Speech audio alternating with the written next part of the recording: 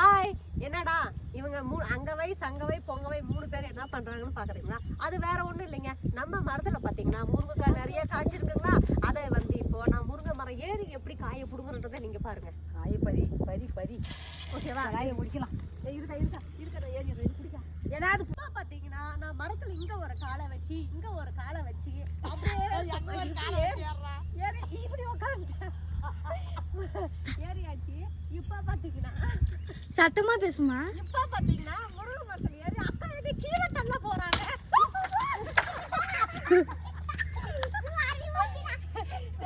Comedy ப்ளப்பர்ஸா போச்சு போ video.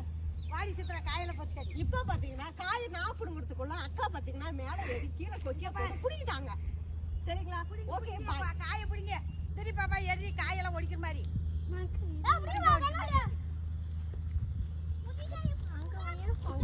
அங்க